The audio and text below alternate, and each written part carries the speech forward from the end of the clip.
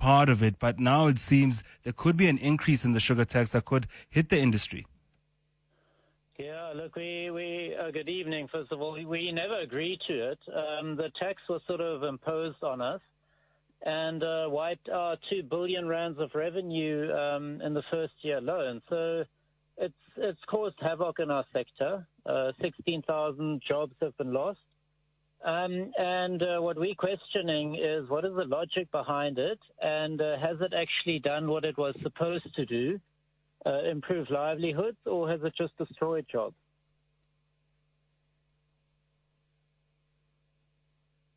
Posed this particular tax and it affected the industry. You found a way to survive. What have you been doing? What measures have you put in place to try and make sure you survive as you lose that 2 billion? And what could be the effects of a new, higher sugar tax? Yeah, that's a good question. Look, we were very grateful for government to come to the party with the master plan, the sugar cane value chain master plan. I think during COVID times that really took us through, some of the very tough times. And in all of this, we are pushing hard to diversify. We're doing work on sustainable aviation fuels, and hopefully that will give us another avenue to earn revenue for our sugarcane. Dr. Thomas, I'm going to ask you we can try get you on a better line. You're sounding quite low there. We don't want to miss out on any of the information that you want to tell us. So as long as the team tries to get you on that better line, of course, Dr. Thomas Funke is saying there the industry has been cutting a lot of costs to try and survive the time, losing 2 billion since 2018 when that health promotion levy was introduced by government. This is a levy, of course, that's all for a good cause and a healthier South African citizen, but takes quite a big knock on the industry, whether it's cane growers or people that do make sugary drinks. They do get hit, and 16,000 jobs being lost between 2018 and this year as that sugar tax was taken on by government. It is a health promotion levy, but also can be quite toxic for sugar cane growers. Dr. Thomas Funke, I don't know if I've got you on a louder, better line this time. Yes, I'm back. Yeah. There we go. We were still talking about the survival tactics that you've had to use, losing 2 billion rand in terms of the tax being introduced in 2018. What are some of the mechanisms that you've used to survive, and are there cane growers that have gone under in the time? Yeah, so as I was saying, the sugarcane value chain master plan, which government brought to us in 2020, was a big saving grace. I think that partnership or that social compact really restored some of our local market sales, and we were extremely grateful for that. Out of that, we've also started diversifying. So we're doing pre-feasibility work on sustainable aviation fuels, which we believe is a real option into the future, and hopefully our sugarcane can be used for that. So you're looking to diversify into another market where you can make money. But of course, in terms of the industry, most of your money is made from sugar. So how are you looking to counter this particular sugar tax increase in terms of the new publication? Yeah, that is an interesting one. In the budget speech by Minister Godongwana it was in February, he made the announcement that he's giving the industry a 2-year reprieve on the tax or the increase of the tax. And in that time, we need to diversify. So we've really taken that seriously. But what is disappointing is that no consultation has taken place yet between, for example, National Treasury and the industry on the tax and if it's actually working. And in addition, the Portfolio Committee for Trade and Industry also recommended a colloquium where we actually bring all parties together to talk about diversification. And that also hasn't happened yet. So, our plea is really to government to come to the party and talk to us, consult with us. We're very willing to talk to them. And let's find a way forward that can work for everyone.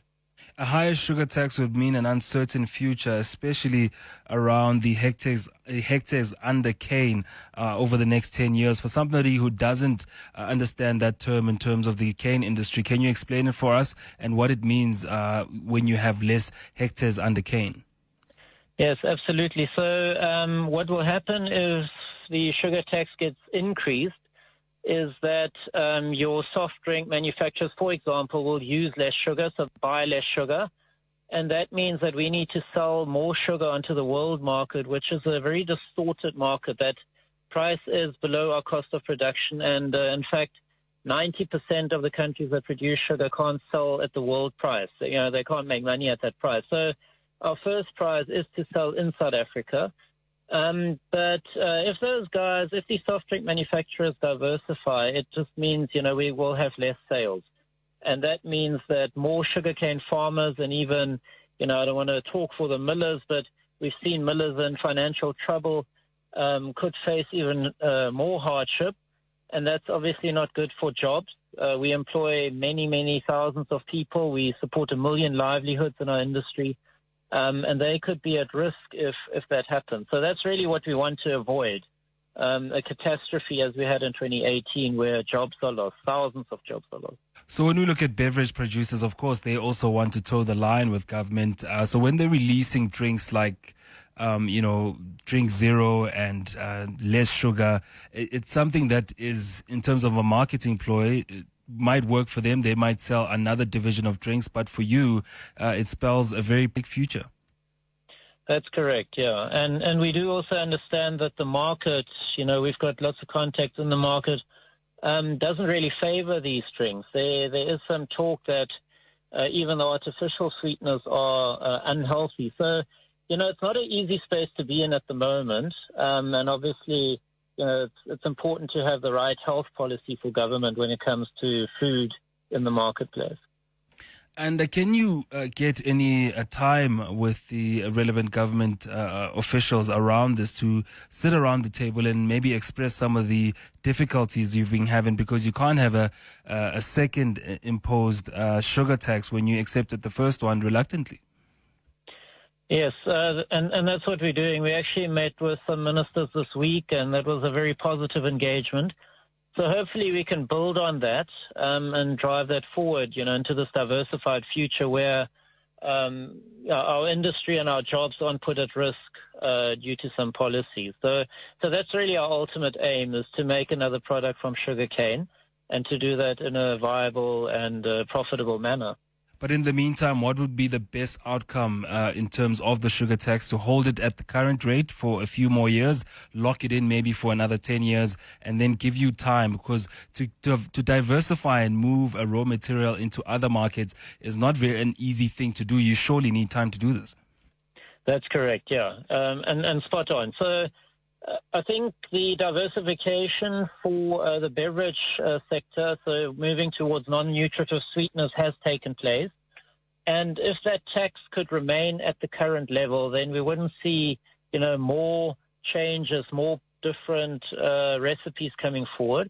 And I think that would buy us time to diversify. So that would certainly be the first prize, to, maybe keep the tax at the same level for another 3 or 4 years, so that we've got enough time to build on the projects that we are looking at. That was Dr. Thomas Funke, the Chief Executive Officer at SA Canegrowers, saying, look, the tax is, of course, for a healthier nation, but it could spell to be quite deadly for cane growers if it does go up. You're with Motheo Faripe on 702 and Cape Talk. This small business feature is brought to you by Nedbank Business Ignite, helping small business